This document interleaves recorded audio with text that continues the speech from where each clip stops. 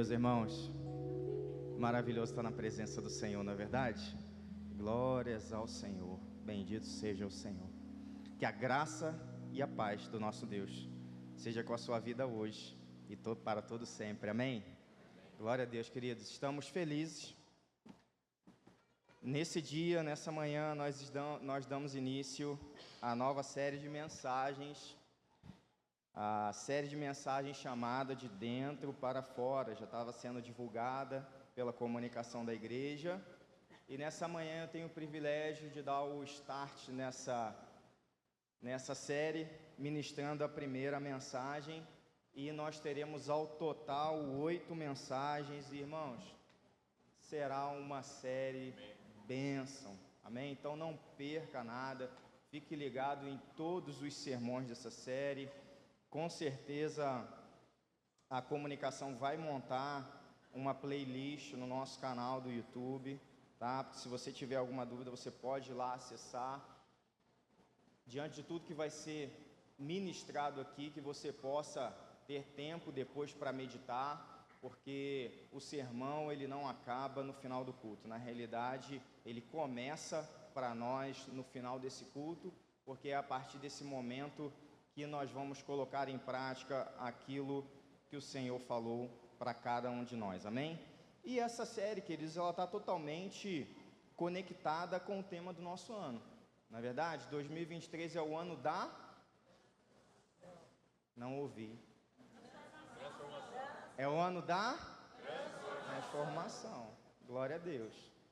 E nesse livro, o autor Larry Crabb, ele faz essa proposta de transformação, mas é uma transformação que ela começa de dentro para fora.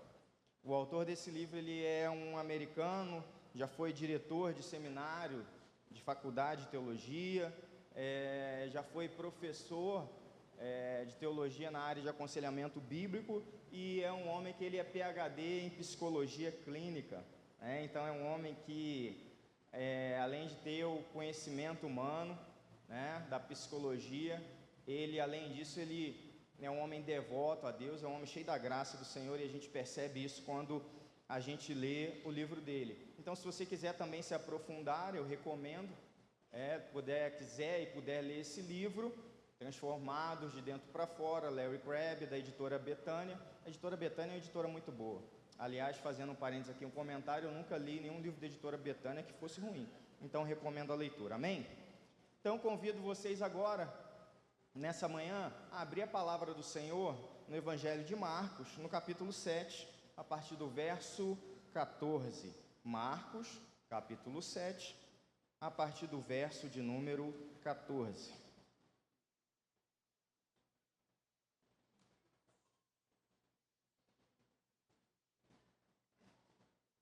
Marcos 7,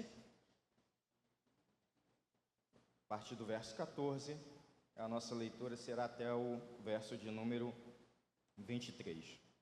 Então, o texto sagrado vai nos dizer assim: Jesus chamou novamente a multidão para junto de si e disse: ouçam-me todos e entendam isto. Não há nada fora do homem que nele entrando possa torná-lo impuro. Pelo contrário, o que sai do homem é o que o torna impuro. Se alguém tem ouvidos para ouvir, ouça. Depois de deixar a multidão e entrar em casa, os discípulos lhe pediram uma explicação da parábola. Será que vocês também não conseguem entender? Perguntou Jesus. Não percebem que nada que entra no homem pode torná-lo impuro? Porque não entra em seu coração, mas no seu estômago, sendo depois eliminado. Ao dizer isso, Jesus declarou puros todos os alimentos e continuou: o que sai do homem é o que o torna impuro, pois do interior do coração dos homens, vou repetir essa parte, pois do interior do coração dos homens vêm os maus pensamentos, as imoralidades sexuais, os roubos, os homicídios, os adultérios, as cobiças, as maldades, o engano, a devassidão, a inveja, a calúnia, a arrogância e a insensatez. Todos esses males vêm de dentro e tornam o homem impuro. Vamos orar? Feche seus olhos. Em nome de Jesus, Pai, nós te agradecemos, Paizinho. Obrigado pelo privilégio que temos de estar na tua casa, pela liberdade que nós temos nesse país de cultuar o teu nome. Nós te agradecemos, Senhor, por cada louvor que foi aqui entoado, por cada oração ao Pai amado, e nós pedimos que tudo isso possa subir, ó Deus, como um incenso suave diante da tua presença, e que o Senhor, ó Pai amado, venha a ter prazer em tudo aquilo que a gente faz aqui nessa manhã, Pai. Que o Senhor possa receber esse culto não nos nossos méritos, porque nós não temos mérito algum, mas que tudo que a gente venha fazer, ó Pai amado, o Senhor possa receber nos méritos de Cristo Jesus.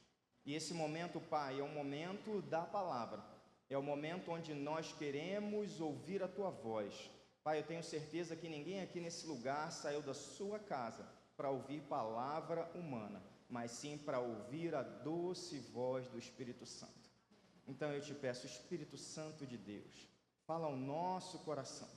Senhor, me faz nesse momento sensível para que, se há algo ainda que o Senhor não ministrou, ó Pai amado, a minha mente, o meu coração, eu possa estar sensível para comunicar, ó Pai, a Tua igreja. E que nesse lugar, ó Deus, haja liberdade, Senhor. Que nesse lugar, ó Pai amado, haja uma disposição verdadeira no coração para que a transformação possa acontecer, ó Deus, na nossa vida, e que essa semente, essa poderosa semente que é a Tua palavra, possa cair, ó Pai amado, no solo do nosso coração e gerar transformação, Pai, gerar mudança, gerar caráter do nosso Senhor Jesus em nossa vida, e que assim a gente venha glorificar e exaltar o Teu nome em tudo que a gente venha fazer, Pai. Essa é a nossa oração, em nome de Jesus. Amém. Queridos, o tema da minha palavra nessa manhã é: a transformação começa por um diagnóstico. A transformação tem que iniciar por algum lugar, e ela começa por um diagnóstico. E antes da gente falar desse diagnóstico e as características dele, o que acarreta na nossa vida, eu queria lançar apenas 3 premissas que vão nos ajudar a entender a importância de viver uma vida genuinamente transformada. Amém? E aí eu entro no primeiro ponto da palavra. E esse primeiro ponto eu quero dizer aos irmãos que a transformação, ele é o segundo maior projeto de Deus para a vida do homem. Amém? Queridos, quando Jesus nos evangelhos ele fala, olha, o Filho do Homem veio buscar e salvar aquele que estava perdido, Jesus estava falando de salvação. Quando a gente lê Efésios falando que vós sois salvos pela graça mediante a fé, isso não vem de vós, a palavra está nos dizendo a respeito de salvação.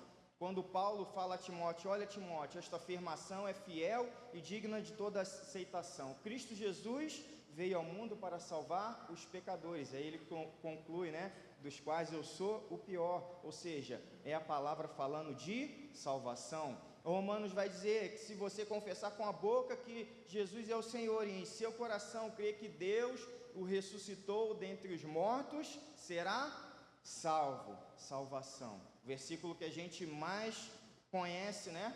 É mais conhecido da palavra de Deus. Deus amou o mundo de tal maneira que deu seu Filho unigênito para que todo que nele crê não pereça, mas tenha vida eterna. Vai nos comunicar sobre salvação. Ou seja, irmãos, é claro para a gente que salvação ela é a mensagem central da Bíblia. Só que depois de salvar o homem, o que Deus vai fazer com esse cabra desgraçado? Melhor dizendo, um ex-desgraçado, né? Porque ele, né, não tinha graça, né? Desgraçado não é palavrão, né, irmãos? É que a pessoa que carece da graça, né? Então, quando a gente é salvo, a gente passa a ser um ex-desgraçado, não é isso? O que Deus quer fazer com esse sujeito? Deus quer pegar esse sujeito e levar o mais rápido possível, né, para o céu?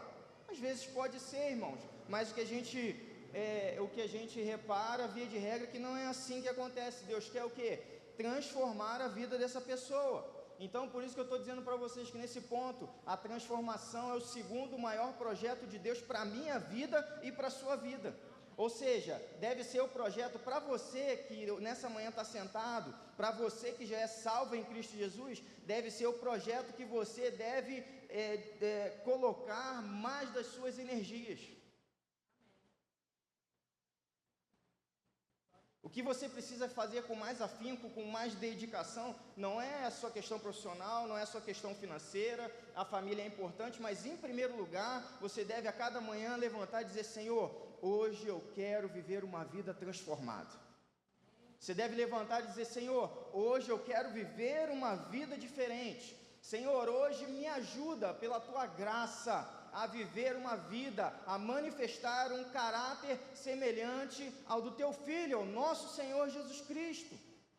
Porque é isso que o Senhor quer fazer com a sua vida. É te apresentar ao mundo. Deus quer dizer assim: olha, esse é o meu filho. Esse é o meu filho Richard, essa é minha filha Samira, esse é o meu filho Michael. Vocês estão vendo esse menino? Esse menino é parecido com Jesus. Esse menino é um menino amoroso. Esse menino é um menino cheio da misericórdia. É um menino obediente, cheio de compaixão. É um menino que pensa como meu filho Jesus. Dá uma olhada. Ele age como Jesus. Ele reage às situações como meu filho Jesus. É dessa maneira que Deus quer te apresentar ao mundo. É dessa forma. Sabe por quê? Porque você só vai agir dessa maneira quando você estiver lutando e caminhando para ter uma vida transformada. Por isso que é o segundo maior projeto de Deus. Quando a gente olha para a salvação, irmãos, a gente vê que a salvação, ela nos tira a pena e a condenação do pecado. E isso é o quê? Isso é instantâneo, é o ato de salvação. Efésios capítulo 1, Paulo vai dizer que quando nós ouvimos e cremos na palavra do Evangelho, o Espírito Santo sela o nosso coração e nós passamos a ser o quê? Propriedade do Senhor. Naquele momento há o quê? Naquele momento há a salvação. Deus nos salva, não é verdade? E Deus, irmãos, Ele é capaz de salvar e Ele quer salvar todo tipo de homem. É só a gente olhar lá para a cruz, que a gente vê, né, o ladrão ao lado de Jesus, e ele diz assim: olha, Senhor, lembra-te de mim quando entrares no teu reino. Ele vai dizer: olha, ainda hoje você estará comigo no paraíso. Aquele homem reconheceu o senhorio de Jesus e ele foi salvo. Isso me ensina uma coisa, isso me dá esperança, irmãos, que os ladrões do nosso país ainda podem ser salvos, amém?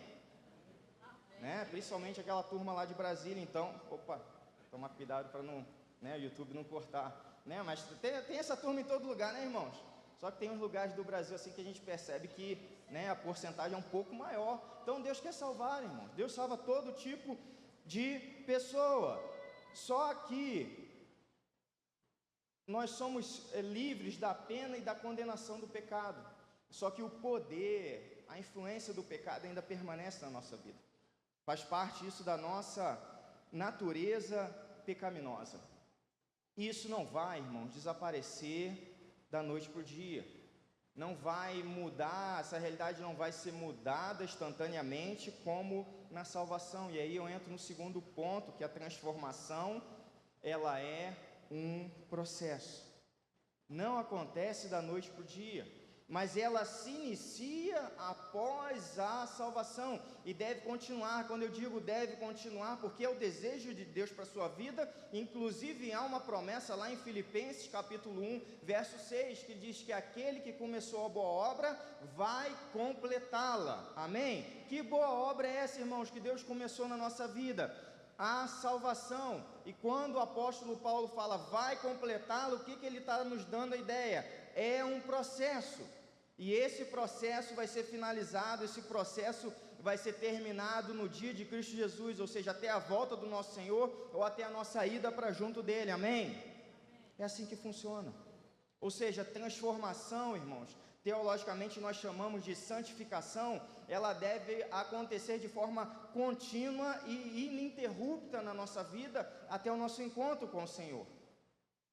Então, diante disso, eu posso dizer que a transformação, ela é um processo que me torna semelhante a Jesus, à medida que o pecado, lembrando que eu já fui livre da pena e da condenação do pecado, mas à medida que o pecado vai deixando de ter influência sobre a minha vida. Esse é o processo de transformação, ou seja, a dissimulação, a mentira, o engano, o orgulho, a imoralidade, a dureza de coração, a falta de perdão, todas essas coisas que Jesus citou aqui em Marcos capítulo 7, se elas vão deixando de ter influência na minha vida, isso significa que a minha vida está sendo o quê? Transformada. Eu não quero mais mentir, irmãos. Eu não quero mais dissimular. Eu não quero mais tratar minha esposa mal. Eu não quero mais ser insensível e indiferente à dor dos meus filhos. Eu não quero mais, homens, nós não queremos mais, e eu vou ouvir um amém dos homens, nós não queremos mais a imoralidade sexual. Esse amém está fraco, hein? Nós não queremos mais isso, nós não queremos a perversão, a gente não quer o engano, a gente não quer a dissimulação, a gente quer ser como Jesus, irmãos. Esse é o desejo que pulsa dentro do coração de todo crente, de todo homem, de toda mulher, criança, jovem, seja lá quem for, que nessa pessoa habita o Espírito Santo. Esse é o desejo principal da nossa vida, viver uma vida transformada para a glória do Senhor. Terceira premissa, irmãos, que é importante a gente saber, transformação significa o quê? Libertação. Pastor, por que eu tenho que ser transformado? Porque você tem que ser livre. Deus te criou para ser livre.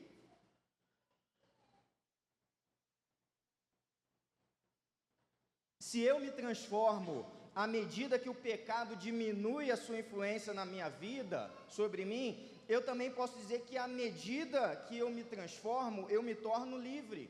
Como assim, pastor?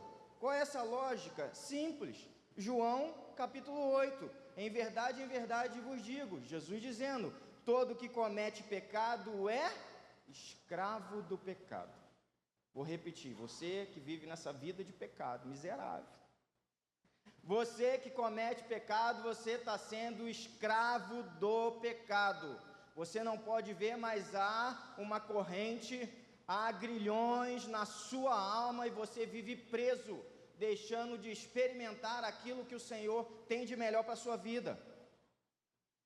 Ou seja, quanto mais eu me entrego ao pecado, mais eu me torno escravo dele. Quanto menos eu me entrego ao pecado, quanto mais eu tenho a força do Senhor, a graça do Senhor para rejeitar o pecado, mais eu sou livre. Por isso eu posso dizer que transformação é libertação. Todos nós queremos ser livres, irmãos. Isso é um anseio da raça humana. Sabe qual é o problema? É que a gente quer ser livre se atolando no pecado. A gente quer ser livre, sabe? Ali se rolando, ali com os porcos na lama. A gente quer buscar a liberdade dessa maneira. E a gente que vive uma vida e abre mão, uma vida de retidão, uma vida de santidade, a gente está se tornando escravo do pecado. O jovem fala, eu sou livre. É mesmo livre? Você é livre na balada, você é livre tomando todas, você é livre fazendo sexo antes do casamento. E aqui um parêntese rapidinho, principalmente para as meninas. Meninas, não aceita esse tipo de convite. Não aceita. Diz não para esse miserável. Porque se ele está te chamando para isso antes do casamento, ele não ama você. Não ama.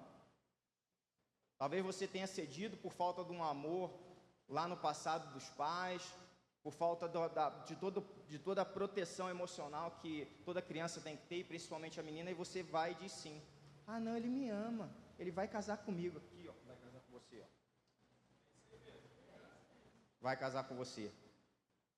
Vai, deita e depois vê se casa. E aí, galera, pensando que estou pregando para os jovens. E aí, gente, jovens. E aí esses jovens querem arrumar liberdade nisso aí. Cara, vai dar ruim. Vai dar ruim.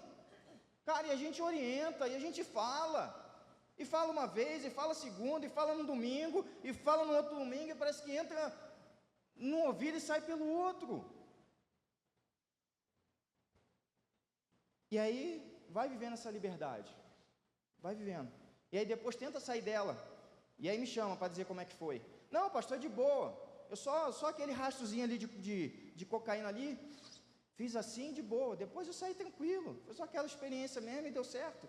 Saí de boa, aqui ó, sai de boa, sai de boa assim. Pastor, eu comecei na pornografia, mas de boa, vi ali 1, 2, 3 vezes, depois de boa, consigo ali, ó, mudar o canal de televisão, consigo ali mudar a tela do celular, que você consegue. Aí que você vai se dar conta que se tornou o quê? Escravo. O povo de Deus, irmão, lá no Egito, eles receberam o quê da parte do Senhor? Receberam salvação, receberam libertação. Saíram do Egito, foram até o deserto, no Monte Sinai. O que eles fizeram? Eles celebraram uma aliança com o Senhor. Ali eles receberam a verdadeira liberdade, irmãos. Mas sabe o que eles decidiram? Decidiram continuar vivendo como escravos. Por quê?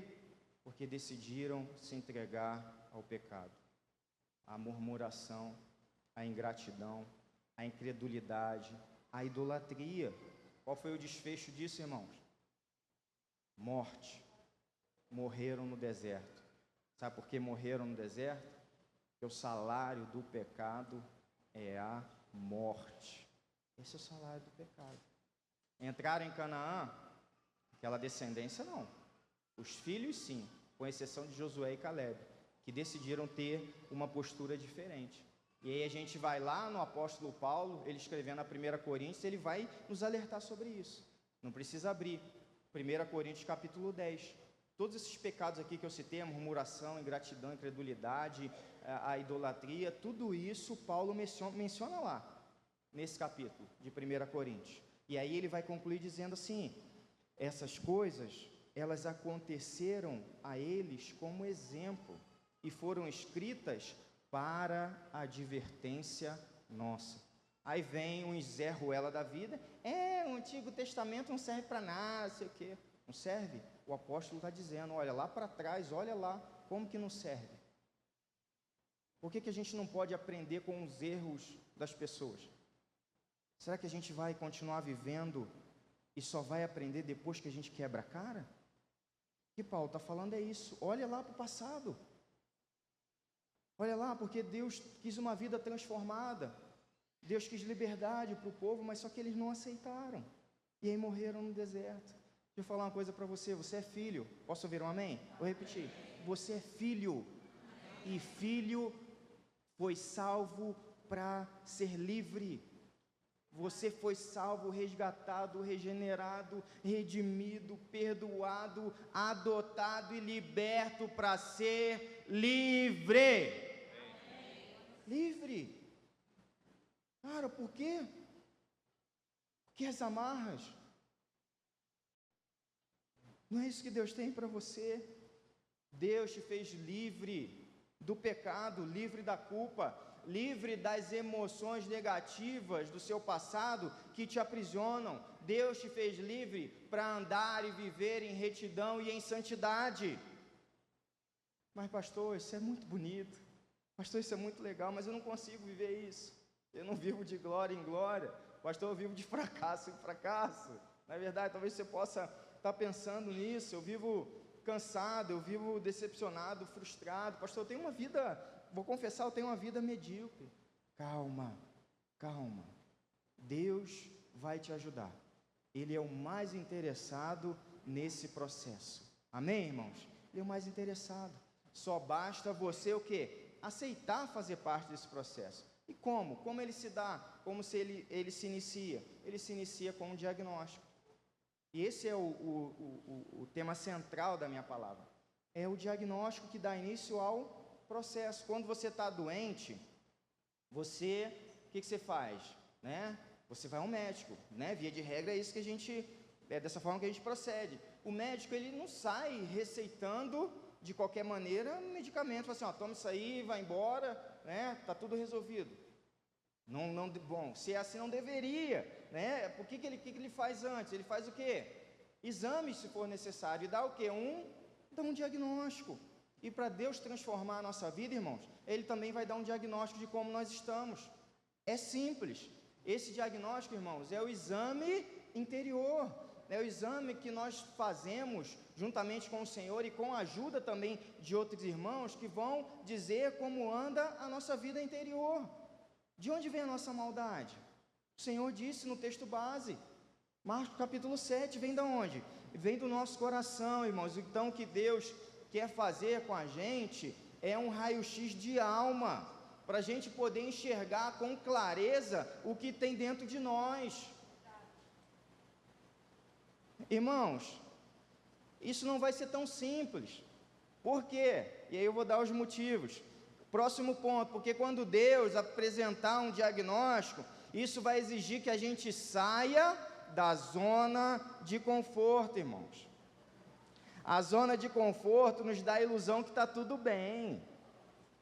A gente vai vivendo, domingo após domingo, pequeno grupo após pequeno grupo, fazendo todas as nossas atividades, toda a nossa rotina, e a gente está achando que está tudo bem. E a gente não quer sair da nossa zona de conforto. Por quê? Porque nela a gente está, como o próprio nome diz, confortável. E sair dela causa o quê? Causa dor. E a gente não quer tocar nas coisas que doem.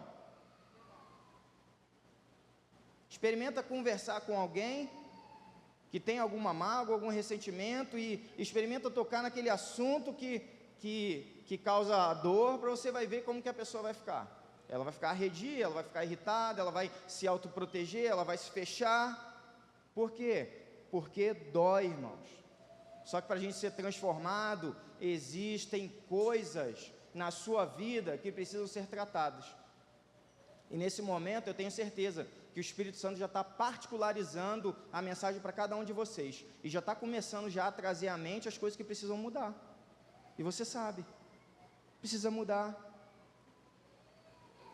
Aquela perda do passado que você não consegue administrar, a separação, o trauma de infância, o ressentimento, a mágoa, por mais que doa, precisa tratar. Certa vez um jovem marcou uma conversa comigo e falou assim: pastor, preciso conversar com o senhor. Eu falei: beleza, vamos bater um papo. Irmãos, partiu dele isso, e exatamente no mesmo momento que ele falou vamos conversar, que eu disse sim, o Espírito Santo já começou a me dar orientações do que ia acontecer dias depois, que seria o nosso encontro. E aí Deus falou assim: você vai tocar nesse assunto, nisso aqui, nisso aqui, nisso aqui. Eu falei assim: beleza. E quando a gente começou, irmãos, falando, dar uma explicação teológica mais simples, é o que a gente chama de dom de ciência. É o dom que todo crente tem, tá? Então isso não é especial de pastor, não é para o missionário, não é para nada disso, é para o crente, tá, irmãos? Isso acontece, o Espírito Santo dá quando Ele quiser, e Ele dá para quem quiser, no momento que Ele achar que tem que manifestar, isso acontece. Eu estou falando que nós somos uma igreja bíblica, que a gente ainda acredita que o Espírito Santo ainda está governando e reinando aqui, amém? Por isso que eu estou falando isso, tá bom? Os dons não cessaram, tá? Mas também, ao mesmo tempo que eles não cessaram, ele é para toda a igreja, tá bom? Ai, coitadinho de mim, isso é para missionário ali, não, mentira, não é para você também, tá? E Deus dá quando Ele quiser, e a gente, vida que segue, quando o Senhor quiser, Ele age. Tudo bem, irmãos? O que é, voltando rapidinho ao conceito de palavra de ciência, é a informação que o Senhor nos comunica, que se de outra forma Ele não tivesse falado, a gente não saberia, basicamente é isso, tá? Então eu já sabia o que estava acontecendo. Só que, irmãos, as coisas que Deus coloca na nossa mão é poderoso, mas é simples, E aí tem muita gente que gosta de incorporar os profetas do Antigo Testamento, Eis que diz o Senhor, Calma, você assusta as pessoas, tá? Então você conversa com a pessoa: ei, cara, como é que você está? Tudo bem? Sei o quê? E você vai conduzindo as coisas da forma que Deus te orientou para fazer. E foi o que eu fui fazendo. Fui conduzindo a conversa, fui levando para o lado onde eu já sabia que deveria levar aquela conversa. E aí eu comecei a fazer aquelas perguntas, sabe? Aquelas perguntas indigestas, aquelas perguntas bem específicas, aquela pergunta que a pessoa começa a se contorcer assim onde está sentada, que não quer responder, ao ponto da pessoa falar assim: pastor, eu acho que eu não estou preparado para responder essas perguntas. Eu falei assim: calma, mas você precisa responder, você precisa encarar. Eu sei que dói, eu sei que está doendo, mas é um processo que você não pode fugir, você não pode. E a gente, irmãos, a gente prefere fazer o quê? Ter uma solução paliativa, que na realidade não é uma solução, sabe? Não é. Então, a gente é como a febre, a gente vai tomar o antitérmico, só que é o quê? É uma medida paliativa, irmão, sabe por quê? Porque febre não é doença, e a gente, levando para o nosso caráter, a gente vai manifestando as febres no nosso caráter, manifestando febre, e a gente vai achando que a cura vai ser a base de antitérmico, e não vai. Por quê? Porque a gente não acessa a causa. A febre é só um alerta, a gente precisa encarar o quê? Encarar a doença, irmãos. Não adianta fingir que as coisas estão bem quando elas não estão, sabe? Deus não chamou a gente para esse tipo de vida, para dissimular, para fugir da realidade. Não. Deus quer que a gente saia da nossa zona de conforto. Ou seja, zona de conforto é permitir que Deus acesse áreas da sua vida que até então estavam o quê? Intocáveis. Para quê? Para curar. Curar no que sentido? De dentro para fora, irmãos. É a única cura verdadeira, é a única cura possível. A palavra diz que o Senhor é o que? Jeová Rafá, irmãos. É Ele que cura. Estão entendendo? A cura vem dEle, seja do corpo, seja da alma, seja da mente, seja do que for.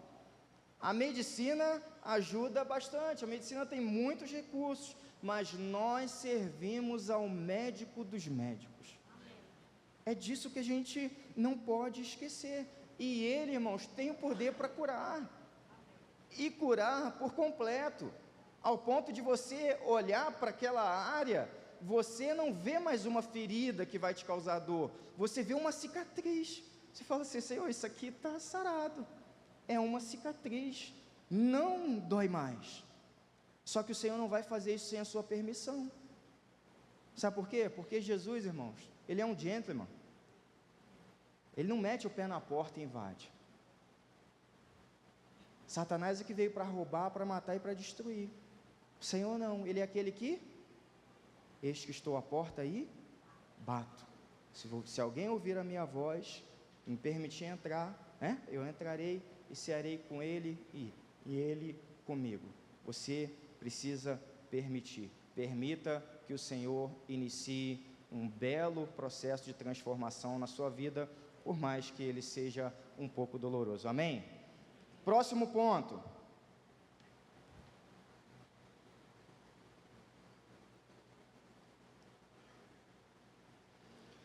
Diagnóstico é incômodo porque traz luz às nossas trevas, irmãos. Romanos 7, 24, o apóstolo Paulo diz, miserável homem que sou. E a gente olha para Paulo falando isso, a gente pensa assim, cara, como esse cara foi usado pelo Senhor? O que Paulo fez pelo reino? Como Paulo foi usado pelo Senhor? E ele fala isso. A gente pensa até num primeiro momento que é brincadeira, não é verdade? Porque Paulo, irmãos, muito provavelmente, eu acho que aqui ninguém discorda disso, ele foi um homem mais parecido com Jesus que caminhou nessa terra. Eu pelo menos não conheço outro. Não vi a história de nenhum que tenha feito o que ele fez. E ele diz, miserável homem que sou. Só que esse sentimento de Paulo, irmãos, é um sentimento normal. Pastor, como assim normal? É normal para todos aqueles que se aproximam do Senhor. Sabe por quê, irmãos? Porque Deus é luz. Posso ouvir um amém? Deus é luz. Está vendo essas luzes aqui me iluminando? Estão me enxergando bem. Deus é luz. O Evangelho diz que Jesus é a luz do mundo. E aí o nosso Senhor diz, quem me segue não andará em trevas. Salmo de número 18, o salmista vai dizer, o meu Deus transforma em luz as minhas trevas. Salmo 119, a palavra do Senhor é lâmpada para os meus pés, é o que? Luz para o meu caminho. O Senhor é luz.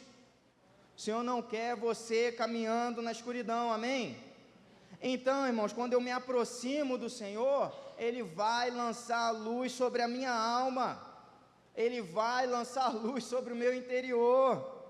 Quanto mais, essa é a bênção, irmãos, de caminhar com Deus, quanto mais eu conheço ao Senhor, e o profeta diz isso, conheça o Senhor e prossiga em conhecê-lo. Então, quanto mais eu conheço ao Senhor ao mesmo tempo que eu me conheço. Paulo dizendo, miserável homem que sou, porque ele diante do Senhor, ele estava percebendo o grande contraste que há entre o homem e Deus. Ele estava diante do Senhor, uma experiência muito semelhante, eu gosto de falar aqui, que é algo que, eu fico fascinado, é a experiência que Isaías tem lá no livro de Isaías, você pode ler isso lá no capítulo 6, no ano em que morreu o rei Uzias, lembra, pastor? Gente, eu preguei uma vez essa mensagem aqui, Uzias precisa morrer. Cara, como eu recebi bullying na equipe pastoral, irmãos, ainda bem que eu sou sarado, assim, sou mesmo, entendeu? Tanto é que eu falo disso. Uzias tem que morrer, falar assim, pastor, o YouTube vai cortar a mensagem, não sei o quê, mensagem de discurso de ódio, não sei o quê. Eu falei, gente, é só uma metáfora, né? E aí esse capítulo 6 começa assim, no ano em que o rei Uzias morreu, eu vi o Senhor no alto e sublime trono. Irmãos, que experiência maravilhosa, esse homem teve uma experiência diante do altar do Senhor, e aí ele diante do Senhor, o que ele diz? Ai de mim,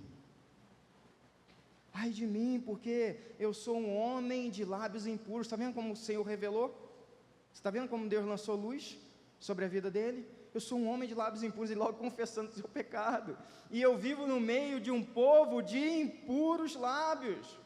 Ou seja, quando a gente está diante do Senhor, irmãos, a bondade dele mostra a nossa maldade, a pureza do Senhor revela a minha depravação, o amor de Deus revela o quanto eu sou egoísta, a fidelidade de Deus mostra e revela e ressalta a minha infidelidade, a santidade de Deus revela o meu pecado, a minha impureza e as minhas mazelas. É isso, simples desse jeito. Se aproxima de Deus, que você vai ver o contraste, você vai ver esse abismo. E a gente não gosta porque Deus lança a luz sobre os quartos escuros da nossa alma, coisas que ninguém ou quase ninguém sabem e conhecem. E mesmo assim, irmão, mesmo Deus sabendo quem eu sou, sabendo quem você é, e pouca gente sabe quem você é, diga-se de passagem, tá? Pouca gente te conhece. Deus continua te amando. Deus continua te amando, sabe? Deus continua querendo te resgatar, mesmo sabendo quem você é. Deus não desiste de você, mesmo te conhecendo pelo avesso, como nem mesmo você se conhece. Deus quer te perdoar, Deus quer te abraçar, Deus quer te conduzir para o caminho dele, Deus quer te perdoar. Deus quer te perdoar. Ah, pastor, você não sabe o que eu fiz? Realmente, eu não sei, mas o Senhor sabe. Independente do que você tenha feito, você tem à sua disposição, ao passo que você se arrepende, você tem à sua disposição o perdão do Senhor. Deus quer tratar, irmãos, a nossa vergonha, Deus quer tratar a nossa nudez, Deus quer nos dar o quê? Vestes novas, sandália nos pés, anel de autoridade nos dedos, irmãos, e quer nos dar uma vida transformada, amém? Mas para isso Ele vai lançar luz sobre a nossa alma, e a gente precisa também permitir. Sexto e último ponto da mensagem: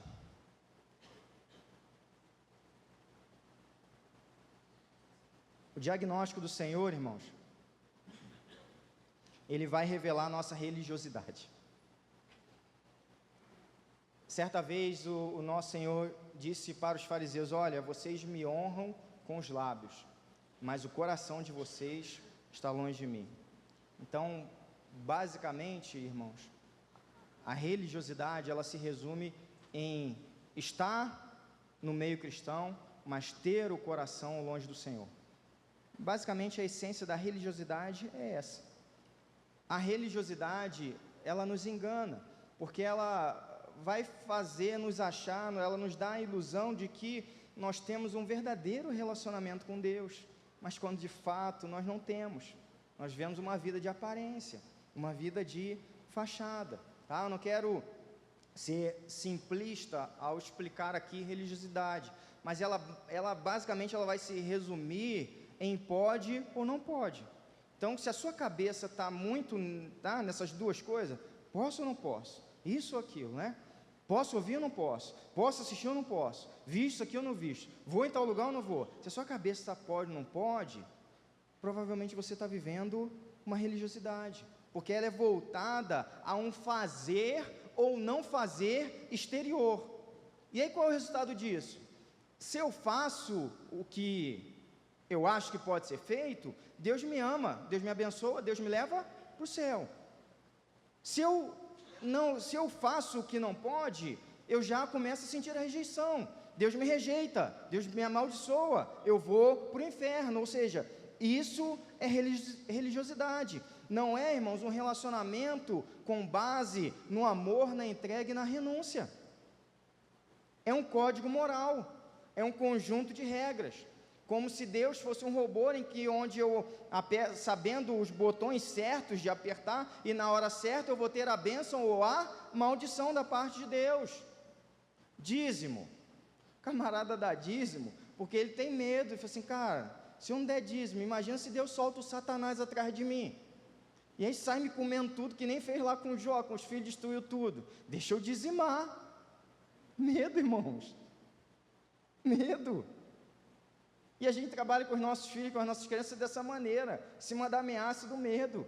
A gente tem que trabalhar com amor, com base o quê? Nas consequências. Então, nesse exemplo, irmãos, a questão é mais profunda.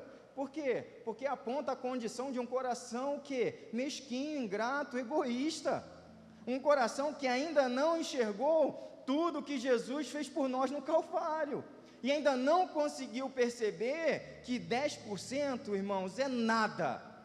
Absolutamente nada. Diante de tudo aquilo que o Senhor fez por nós, irmãos. É nada. Sabe? Então isso é religiosidade. Deixa eu dar outro exemplo mais prático também para você entender isso. Efésios capítulo 5 vai dizer, maridos, amem suas mulheres. Glória a Deus, irmãos, amar é um imperativo, sim ou não? Sim ou não, irmãos? Sim, amar é um imperativo, é um mandamento. Amai. Estão com dúvida de responder, achando que tem pegadinha? Não tem. É uma ordem do Senhor, ou seja, não há opção. Não há possibilidade de escolha, mas imagina um marido, né? Eu não vou falar que esse marido sou eu, senão se eu der esse exemplo posso apanhar em casa. Não, brincadeira, não vou. Imagina um marido acordando ao lado da esposa. E aí ele olha para a esposa naqueles primeiros minutos, né? Esposa bonita, com aquele cabelo escovado, né? De manhã assim, né? Com a make feita, né? Tudo direitinho, assim, é assim que amanhece. Ele fala assim, e mesmo assim, ele fala assim, meu amor, eu te amo. E aí a mulher, ela olha sorridente assim, aí pensa, né? Ela não fala assim, Jesus, eu tenho um príncipe do meu lado, né? E aí ele completa e fala assim, eu te amo, né, meu amor? Eu tenho que te amar, né? Fazer o quê? Deus mandou, né? Imagina isso, irmão. Imagina essa cena. Imagina, pensa. Irmãos, eu pergunto, como vai ser a qualidade desse casamento? Vai dar ruim, não vai? Eu acho que não dura muito tempo, não sei o que vocês acham, eu acho que não dura muito tempo, né? Agora vamos fazer o seguinte, vamos projetar mais ou menos esse exemplo para a nossa relação com Deus. Há um mandamento também para a gente amar o Senhor, amém? Amarás o Senhor teu Deus de todo o coração, de toda a sua alma, com todas as suas forças, com todo o seu entendimento, não é verdade? Irmãos, é mandamento da mesma forma, não é? Agora, como esse marido, nesse exemplo, fez com essa esposa, nós fazemos da mesma maneira com o Senhor. Igualzinho. Senhor, eu te amo. Tenho que te amar, né? Só que a parte do eu te amo, a gente fala alto, aqui, com a mão para cima, louvando ao Senhor, para todos ouvir. A parte do eu tenho que te amar, né? A gente guarda no interior da alma. A gente não fala, sabe por quê? Porque a gente não quer que ninguém saiba, a gente não quer que ninguém descubra, e isso se chama religiosidade. Pastor, explica um pouquinho melhor, eu vou falar. Você é facilitador de pequeno grupo, é mesmo? Que bênção, né? É, bênção. E aí no dentro, eu tenho que ser, né? O pastor fica em cima de mim. Vou ajudar no mutirão, na obra, não sei o que, no evento, vai ajudar? Bênção, né? tenho que ajudar. Foi pro culto ontem? Fui, cara, benção. Fui, né? Minha mãe ficou no meu pé, minha mulher ficou no meu pé. Irmãos, soubesse como a gente ouve, fala assim, pastor, eu tenho que arrastar esse homem para a igreja. Se eu não arrastar, se eu não botar um laço nele no domingo à tarde e puxar ele para a igreja, ele não vem, pastor. Eu vim, né? Fazer o quê? A mulher ficou em cima de mim, me perturbando. Foi para o retiro, jovem? Fui, pastor, foi bênção. Tive que ir, né? O pastor ficou em cima de mim. Irmãos, toda vez que eu digo, tenho que, mas há uma sensação de peso, a religiosidade ela está presente na minha vida. Deus não quer religioso, Deus quer filho. Deus quer relacionamento. Relacionamento baseado no amor, na entrega e na confiança. É isso que Deus quer. Os fariseus, não, nós somos filhos de Abraão. O que Jesus falou? Vocês são filhos do diabo, porque vocês são religiosos. Eles não, eles são, tá, irmão? Vocês não. Vocês são religiosos. Religioso vive uma mentira, e quem vive uma mentira é o filho do pai da mentira, que é Satanás.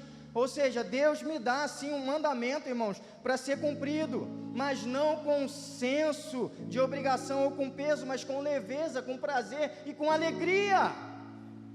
É isso que Deus quer do seu povo. Pastor, amar não é fácil, eu sei que não é, mas é simples. Como é simples? A gente precisa acessar a graça, a gente precisa recorrer à graça de Deus. Deus é a fonte de toda a riqueza, graça e favor que você precisa para viver. Só que você não recorre à fonte.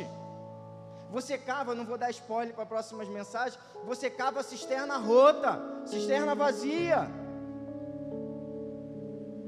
E aí agora eu não lembro se eu coloquei eu acho que eu coloquei no slide, Hebreus capítulo 4, verso 16.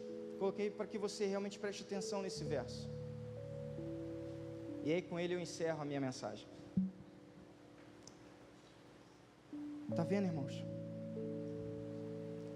Assim, aproximemo-nos do trono da graça, com toda a confiança, irmãos, confiança, fé.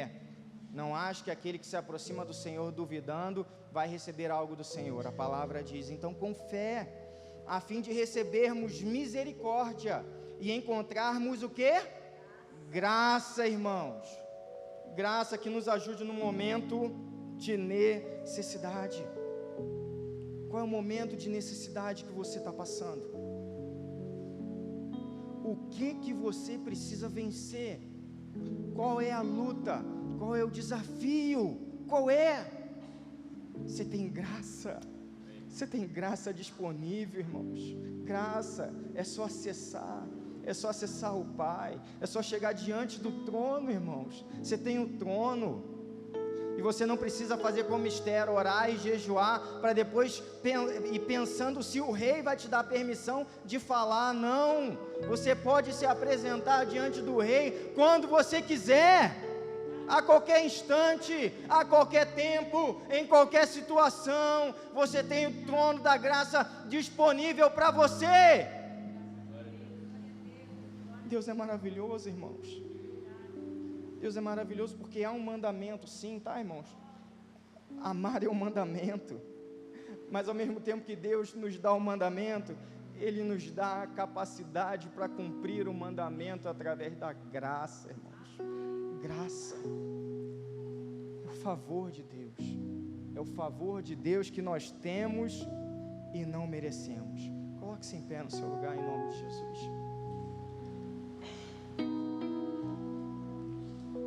Sozinho eu não consigo, irmãos, mas com Ele eu sou capaz.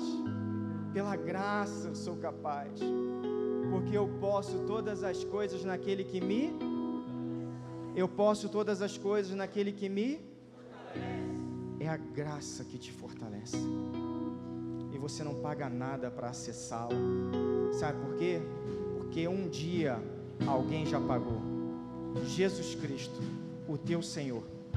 Ele pagou o preço para que hoje você pudesse ter acesso à graça de Deus.